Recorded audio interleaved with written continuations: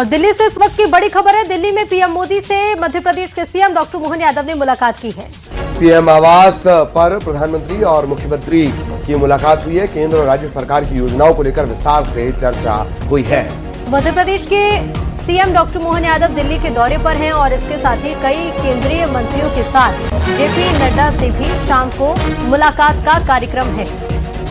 मुख्यमंत्री डॉक्टर मोहन यादव ने प्रधानमंत्री से मुलाकात कर ली है। अब केंद्रीय मंत्रियों से मुलाकात का कार्यक्रम है।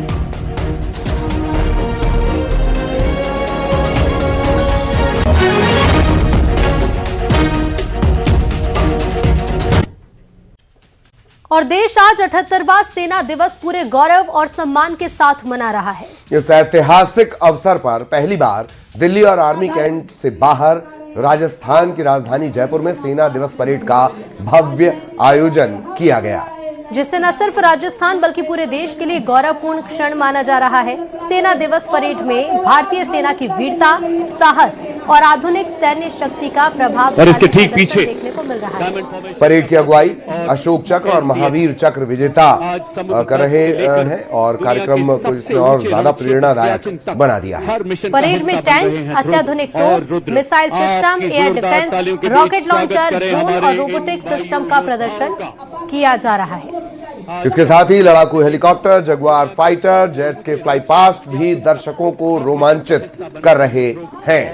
ये परेड भारतीय सेना के अदम्य हिम्मत, अनुशासन और राष्ट्र के प्रति अटूट समर्पण का प्रतीक है।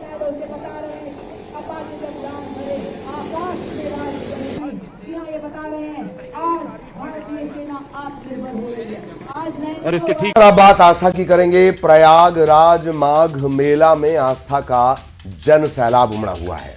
माघ मेला केवल एक आयोजन नहीं बल्कि आस्था, परंपरा और जनजीवन का जीवंत संगम है। कहीं संगम तट पर स्नान करते श्रद्धालुओं की भीड़ है तो कहीं साधु संतों की तपस्या और ध्यान का शांत संसार दिखाई दे रहा है। लेकिन मकर संक्रांति पर प्रयागराज में रिकॉर्ड श्रद्धालु पहुंचे। मकर संक्रांति के पावन पर्व पर आज सुबह से अब तक लाखों लोगों ने आस्था की डुबकी लगाई। और माघ मेला में देश विदेश से श्रद्धालु लगातार पहुंच रहे हैं। भारी तादाद में श्रद्धालु आस्था की डुबकी लगा रहे हैं। तो वहीं साधु संतों में भी माघ मेले को लेकर उत्साह है। संगम में आस्था की डुबकी लगाने के बाद लोग खिचड़ी का सेवन करते हैं, जिसका आयोजन स्थानीय लोगों ने किया है। मिनी कुंभ में विदेशी मेहमानों का भी तांता लगा है। मकर संक्रांति पर अटूट आस्था की तस्वीरें सामने आई हैं। वाराणसी, अयोध्या में श्रद्धालु ने आस्था की डुबकी लगाई, तो वहीं उज्जैन के महाकाल मंदिर में विशेष पूजा अर्चना हुई।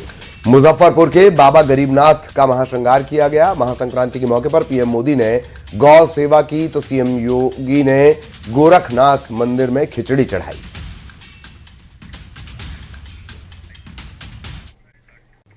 और इधर इंदौर में 18 जनवरी को भारत न्यूजीलैंड के बीच मैच होने जा रहा है। दोनों टीम इंदौर पहुंच चुकी हैं। दर्शकों में भी काफी उत्साह देखने को मिल रहा है। क्रिकेट फैंस में इस मैच को लेकर कितना उत्साह है, इस बात से समझ सकते हैं कि महज 4 मिनट में 26,000 टिकट बिक गए। होलकर स्टेडियम में खेले जाने वाले वनडे मैच इसलिए भी खास हो जाता है क्योंकि यहाँ हाई स्कोर वाले मैच होते हैं जो दर्शकों के लिए पैसा वसूल बनते हैं। दर्शकों को ध्यान में रखते हुए हाई स्कोरिंग मैच के लिए पिच तैयार की गई है और इस मुकाबले में रोहित शर्मा और विराट कोहली जैसे स्टार बल्लेबाज मैदान में उतरेंगे, जिससे रोमांच और भी बढ़ गया है। होलकर स्टेडियम के चीफ पिच क्यूरेटर मनोहर जामले ने न्यूज 18 से खास बातचीत में बताया कि पिच बनाने में काली मिट्टी का इस्तेमाल किया गया है। पिच लगभग पूरी तरह से तैयार हो चुकी है और सिर्फ अंतिम टच दिया जा रहा है। आपको बता दें, इंदौर में पहले भी हाई स्कोर वाले मुकाबले देखने को मिले हैं और इस बार भी कुछ ऐसा ही होने की उम्मीद है। रोहित शर्मा बैठे हुए इधर, सर रविंद्र जडेजा नजर आ रहे हैं। ये तो भारत और न्यूजीलैंड के बीच 18 जनवरी को मुकाबला होना है और इस वक्त हम इंदौर के होलकर स्टेडियम मौजूद हैं। पिच की तैयारियां चल रही है और हमारे साथ में चीफ पिच क्यूरेटर मनोहर जामले सर मौजूद है। सर, कैसा होगा इस बार का पिच, क्या क्योंकि हमेशा होलकर स्टेडियम हाई स्कोरर रहा है? सबसे पहले तो इंटरेस्टिंग हो गई है सीरीज। दोनों टीमें एक एक मैच जीत गई है तो कंपटीशन देखने को ज़रूर मिलेगा। और पिच का जहाँ तक बिहेवियर है, पिच में बैटिंग में मज़ा आना चाहिए, दर्शकों का पैसा वसूल हो, ऐसी हमारी कोशिश है और देखते हैं क्या होता है। लेकिन मुख्यतः यहाँ पर होलकर स्टेडियम का रिकॉर्ड है कि रन अच्छे बनते हैं और वैसा ही होगा, इतिहास दोहराने की कोशिश करेगा। तो पहले बैटिंग करने वाले जो इसमें प्लेयर्स होंगे उन्हें ज़्यादा बेनिफिट्स मिलने वाला है, यानी वो टीम ज़्यादा बेनिफिट्स होगी जो टॉस जीतती है। मौसम के लिहाज से देखें तो अभी विंटर्स चल रहे हैं जी। ड्यू बहुत अपना अहम रोल अदा करती है इस मैच में जी। तो जो भी टॉस जीतेगा वो पहले बॉलिंग ही लेगा, बाद में बैटिंग करेगा। जब ओस गिरती है तो ज़रा फील्डिंग में प्रॉब्लम आती है, इसलिए जो भी टॉस जीतेगा वो और फिर डिपेंड करता मैनेजमेंट और टीम स्ट्रेंथ। उस टीम की क्या स्ट्रेंथ है, वो अपने स्ट्रेंथ पे खेलेंगे तो निश्चित रूप से वो आगे जाएंगे। डे नाइट मुकाबले के लिए तैयार है इंदौर का होलकर स्टेडियम? बिल्कुल बिल्कुल, मतलब एक रोमांचक मुकाबला देखने के लिए सब बेताब और आतुर हैं।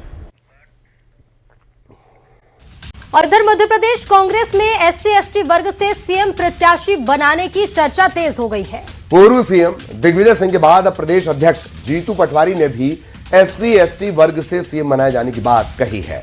उन्होंने कहा है कि SC/ST वर्ग से सीएम बनेगा तो उन्हें खुशी मिलेगी।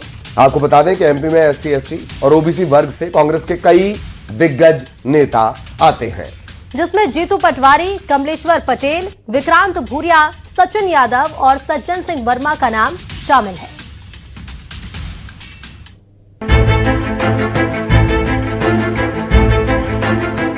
एमपी में चुनाव के लिए अभी करीब 3 साल का वक्त है, लेकिन कांग्रेस में सीएम फेस को लेकर अभी से बयानों का शोर शुरू हो गया है। कुछ दिन पहले दिग्विजय सिंह ने भी बयान दिया था और अब जीतू पटवारी ने भी SC/ST वर्ग से सीएम बनाए जाने की बात कही है। पटवारी का कहना है कि अगर ऐसा होता है तो प्रदेश के लिए अच्छा होगा। भारतीय जनता पार्टी ने भी इस पे बहुत सवाल किए, क्या हमारे ST और SC के परिवारजन इसी प्रदेश के हैं, अगर वो इस पद को सुशोभित करते हैं तो किसी को क्यों बुरा लगे? 100% सबको खुशी होगी। एमपी में SC/ST और OBC वर्ग से कांग्रेस के कई दिग्गज नेता आते हैं। ऐसे में इस मांग के कई मायने हैं। सबसे पहले आप ये समझिए, एमपी में SC/ST और OBC के वो बड़े फेस जो सीएम फेस के तौर पर अपने आप को प्रोजेक्ट कर रहे हैं, इन चेहरों में जीतू पटवारी, उमंग सिंघार, कमलेश्वर पटेल, विक्रांत भूरिया, सचिन यादव और सज्जन वर्मा का नाम आता है। इन चेहरों में कई नेता ऐसे हैं जो कांग्रेस सरकार में मंत्री भी रह चुके हैं। जीतू पटवारी के बयान पर एमपी में सियासत तेज हो गई है। बीजेपी का कहना है कि कांग्रेस का कोई जनाधार नहीं है, ऐसे में सत्ता का सपना देखना बंद करे। उधर बीजेपी के आरोपों पर कांग्रेस ने पलटवार किया है। देखिए, दिग्विजय सिंह जी हो या जीतू पटवारी जी, इस शेख चिल्ली को भी मात दे रहे हैं। सरकार बनी नहीं, मंत्रिमंडल फाइनल कर लेते हैं, कभी मुख्यमंत्री फाइनल कर लेते हैं। अरे ये कुछ नहीं, एक दूसरे को निपटाने की पॉलिटिक्स हो रही है। जिस प्रकार से जीतू पटवारी जी चुगलखोर खोज रहे हैं और दिग्विजय सिंह जी किस प्रकार से जीतू पटवारी का रास्ता बंद करने का प्रयास कर। भारतीय जनता पार्टी को अपने अंदर खाने देखना चाहिए कि उनके यहाँ क्या हो रहा है, उनके यहाँ किस तरीके से पर्ची सिस्टम चलता है, उनके यहाँ किस तरीके से तानाशाही होती है, किस तरीके से रबर स्टैंप अध्यक्ष बनते हैं, कैसी कारकांडी बनती है, सबको पता है। कांग्रेस पार्टी एक लोकतांत्रिक पद्धति से चलने वाली पार्टी है। नीचे के कार्यकर्ता से लेके ऊपर तक सभी को अपनी बात रखने का हक है। कांग्रेस संगठन को मजबूत करने के बजाय अभी से सीएम की कहानी में उलझ रही है। कांग्रेस पार्टी में सीनियर और युवा नेताओं में वर्चस्व को लेकर जंग देखने को मिलती है। कई बार तालमेल की कमी भी देखी जाती है। ऐसे में सीएम फेस की बहस नई कलह को जन्म दे सकती है। Bureau report, news 18।